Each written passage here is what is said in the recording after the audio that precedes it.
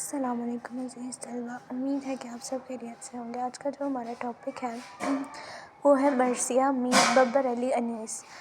میر ببر علی ان کا اصل نام تھا اور تخلص انیس تھا۔ 1704 کو جو ہے وہ فیض آباد میں پیدا ہوئے تھے، ان کی وفات 1784 میں ہوئی، ٹھیک ہے۔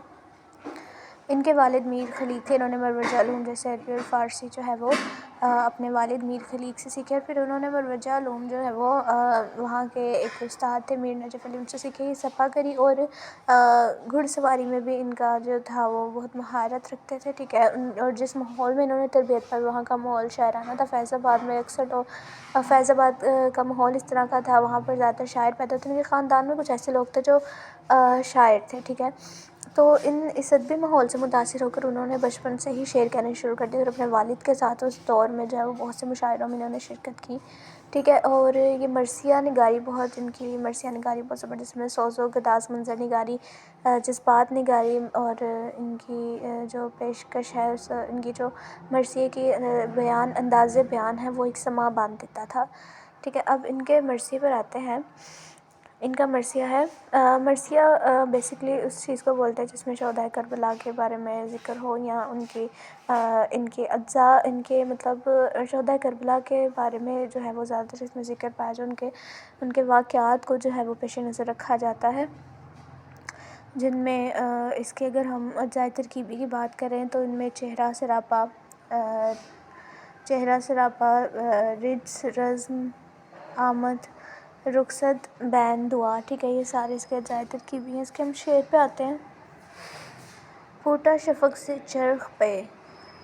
جب لالہ زار صبح، گلزار شب خزاں ہوا آئی بہار صبح، کرنے لگا فلک زر انجمن نثار صبح، سرگرم ذکر حق ہوئے طاعت گزار صبح،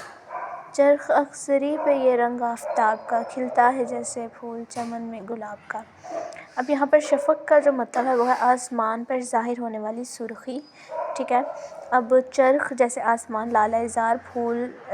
کو جو ہے وہ لالہ کا چمن کہتے ہیں، گلزار شب رات کا چمن، فلک آسمان، زر انجمن ستاروں کی دولت، سرگرم مصروف، ذکر حق اللہ تعالیٰ کا ذکر،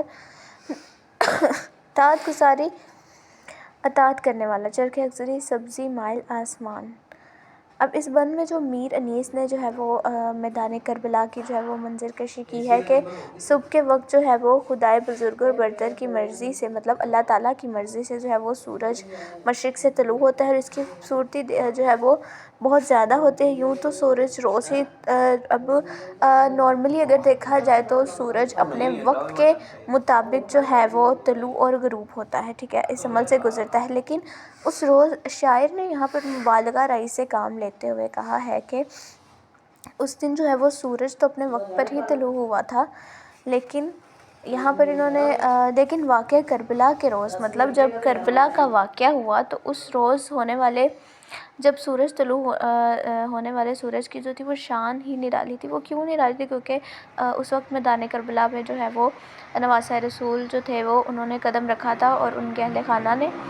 چوں ہی سورج نے انگڑائی، مطلب سورج جب طلوع ہوا، ٹھیک ہے، تو اس کے بعد جب سورج غروب ہو گئے تو رات کا جو منظر تھا وہ خزاں میں بدل گیا، ٹھیک ہے۔ اب جب پھر صبح ہوئی تو پھر وہ تر و تازہ اور نکھرا ہوا جو ہے وہ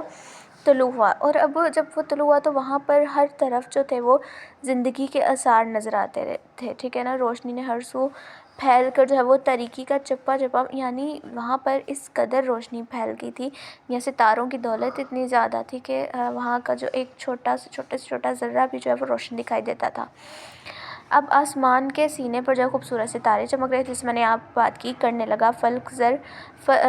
زر انجمن نثار صبح، ٹھیک ہے۔ جب آسمان پر جو خوبصورت ستارے چمک رہے، ستارے آسمان کے زیور ہوتے ہیں، رات کے طریقے میں نے ستاروں کا جگمگ وجود آسمان کو زندگی کی رعنائیوں سے جو ہے وہ بھرپور کر دیتا ہے، مطلب ستاروں کا آسمان پر چمکنا ایک آسمان کی رونق کی علامت ہوتی ہے، ٹھیک ہے۔ اس کے بعد ہے، لیکن میدان کربلا میں سورج طلوع ہوا تو آسمان نے ان جگمگ زیورات کو خود ہی سورج کی شان پر قربان کر دی۔ سورج کا طلوع ہونا حق کا طلوع ہونا تھا، اور باطل، یعنی جب اس وقت انہوں نے تشبیہ اس بات سے دی کہ جب سورج جو ہے وہ اس وقت طلوع ہوا، ٹھیک ہے، اس کا طلوع ہونا جو ہے وہ حق کا طلوع ہونا ہے، ٹھیک ہے، اور باطل کے چھٹ جانے کے بعد ہر سمت حق کی صدا بلند ہوئی، ٹھیک ہے۔ اس کے بعد خدا کی کے اطاعت گزار اس کی اطاعت گزاری میں مگن ہو گئے، ٹھیک ہے، اور خدا کا ذکر ہونے لگا اس مطلب ان سارے ماحول میں جو تھے وہ خاندان رسول جو ہے وہ خدا کا ذکر میں جو تھے وہ مشغول رہتے، چونکہ اللہ کے نیک اور برگزیدہ بندے ہیں۔ ہر صنف ذات کا ذکر ہوا اور اس کی عبادت سے پرنور صبح مزید نکھرنے لگی، یعنی اللہ تعالیٰ کی عبادت اور وہ ان لوگوں کی کردار کی وجہ سے جو ہے وہ جگہ کو جو ہے وہ مزید خوبصورت کر دیا، حالانکہ وہ ایک ویرانہ تھا، ایک صحرا تھا جس میں زندگی نہیں تھی، بلکہ ایک کوہرام مچا ہوا تھا، ایک موت کا عالم تھا، لیکن نواسۂ رسول اور ان کے خاندان کے آنے کی وجہ سے جو ہے وہ وہاں کا منظر ہی بدل گیا۔ سورج جب سے سبزی مائل آسمان پر اپنے زیور آب و تاب سے نمودار ہوا تھا، یوں معلوم ہوتا تھا کہ گویا باغ میں زرد زرد سا جو ہے وہ حسین پھول کھلا ہے، جیسے میں نے بتایا نا، کھلتا ہے جیسے پھول چمن میں گلاب کا، یعنی سورج جب کھلا، وہاں پہ سورج طلوع ہوا تو ایسے لگا کہ وہاں کا ذرہ ذرہ چمک اٹھا ہے، اور وہاں پر جو پھول ہیں وہ ایک مطلب اس طرح سے کھلے ہیں کہ ایک چمن، ایک گلزار، ایک باغ کی مانند جو ہے وہ بن گیا۔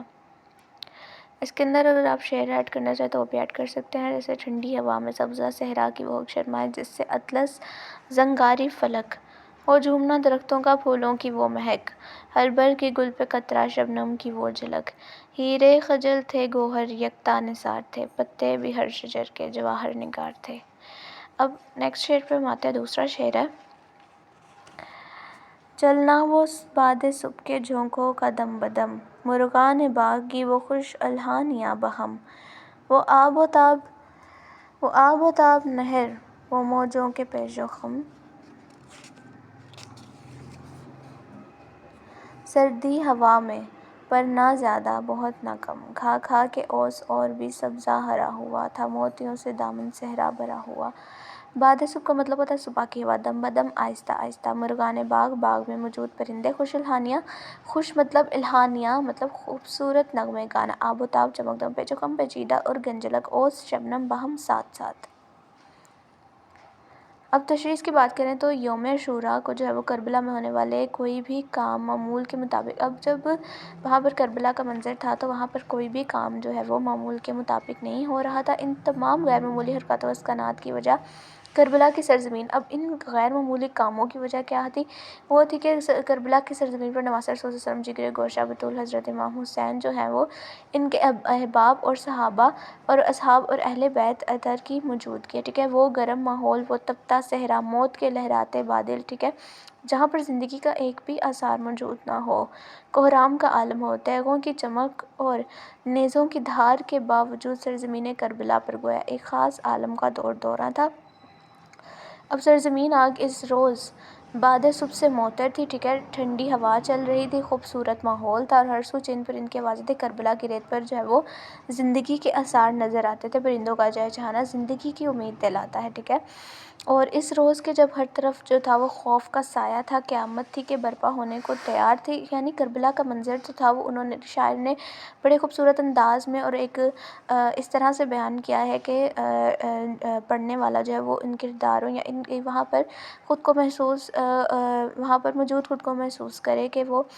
حقیقت میں اپنے اشعار کو ڈال دیتا ہے شاعر۔ اب خدا کے تمام اب یہاں پر قیامت برپا تھی، فرشتے خدا کی مخلوق کو تماشا کرتے دیکھتے تھے، ٹھیک ہے، اب خدا کی تمام مخلوقات ہونے والے حادثات پر ماتم کرنا تھی، پر ایسے میں پرندوں کی چہک اس بات کا پتہ دیتے کہ ان پرندوں کی چہک کا باعث ان کا نبی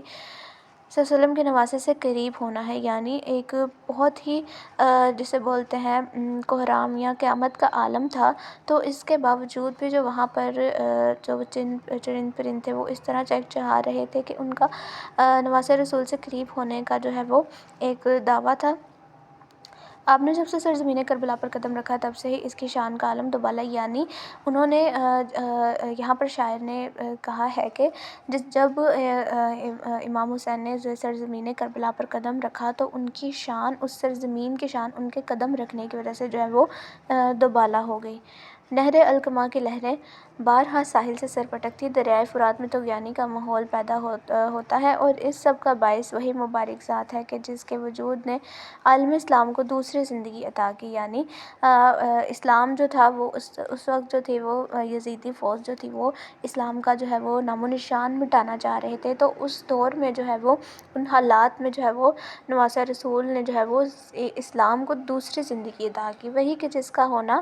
عالم کی بقا کی ضمانت ہے، ٹھیک ہے۔ اب وہی ہستی کے آج بھی جن کا نام لینا باعث شرف سمجھا جاتا ہے، یہ سب آل محمد صلی اللہ علیہ وسلم کی جو برکات تھیں کہ کربلا کے قبرستان نما ریگستان، یعنی وہ وہاں پر جہاں پر زندگی کا کوئی وجود ہی نہ ہو تو وہ قبرستان ہی کہلاتا ہے، تو اس ریگستان میں زندگی پوری آب و تاب سے چمک رہی تھی۔ وہ کیوں چمک رہی تھی اور وہاں پر بہار کیوں آئی تھی؟ کیونکہ وہاں پر نواسہ رسول اور ان کے اہل خانہ موجود تھے۔ وہ جگہ کہ جہاں کی گرمی جان کی دشمن تھی، ٹھیک ہے، وہاں پر اتنی زیادہ تپتی ریت اور سورج اپنے آب و تاب سے چمکتا تھا کہ وہاں پر زندگی ممکن ہی نہیں تھی، اور گرمی ایسی تھی کہ وہ جان کی دشمن تھی، جس کی شہرت علاقہ کرب و بلا یعنی علاقہ مصیبت و غم سے کے نام سے تھی۔ وہ ٹھنڈک سے معمور تھا، یعنی ان کے کردار، ان کے اس سب کی روشنی سے جو ہے وہ وہاں پر ایک ٹھنڈک سی محسوس ہوتی تھی، وہ وہاں پر زندگی محسوس ہوتی تھی۔ وہ ٹھنڈک روح کو تازگی جو تھی وہ بخشنے والی تھی، اور دلوں کو اطمینان کرنے والی ٹھنڈک تھی، اور ان سب رعنائیوں کی وجہ سے حضرت امام حسین ہی کی موجودگی تھی۔ اب ان سب کی وجوہات کیا تھی؟ کیونکہ وہاں پر امام حسین جو تھے وہ موجود تھے۔ صحرا کے دامن میں اوس کے موتی چمک رہے تھے، مطلب صحرا کا جو دامن تھا وہاں پر شبنم کے موتی چمک رہے تھے۔ اب ایسے صحرا میں شبنم کا ہونا تو ایک تصور ہی کر سکتے ہیں، لیکن یہاں پر نواسہ رسول کی شان کو بڑے اچھے طریقے سے بیان کیا کہ ان کی موجودگی نے وہاں پر صحرا کے دامن میں اوس کے موتی چمک رہے تھے۔ ٹھنڈک اوس کے موتی، پرندوں کا چمکنا، ٹھنڈی ہوا کا چلنا اور نہروں اور دریاؤں کے پانی کی لہر بن کر ساحلوں پر آنا زندگی کی تشبیہ تھا۔ اوس کے موتیوں میں وہ زندگی تھی کہ صحرا جو تھا وہ صحرا بھر میں جہاں زندگی شرمائی ہوئی تھی وہیں سبزہ کھلا تھا، اور ہریالی اس بات کا ثبوت تھی کہ آپ رضی اللہ عنہ جناب کربلا کی سرزمین پر موجود تھے، یعنی وہاں پر زندگی کا ہونا، وہاں پر سبزہ کھلنا، ہریالی ہونا اس بات کا ثبوت تھا کہ وہاں پر نواسہ رسول جو تھے وہ موجود تھے۔ اگلا شعر میں انشاءاللہ اگلے لیکچر میں آپ کو ضرور اس کی تشریح کر کے بتاؤں گی۔ ابھی کے لیے اتنا ہی، امید ہے کہ آپ کو سمجھ آئی ہوگی۔ اللہ حافظ۔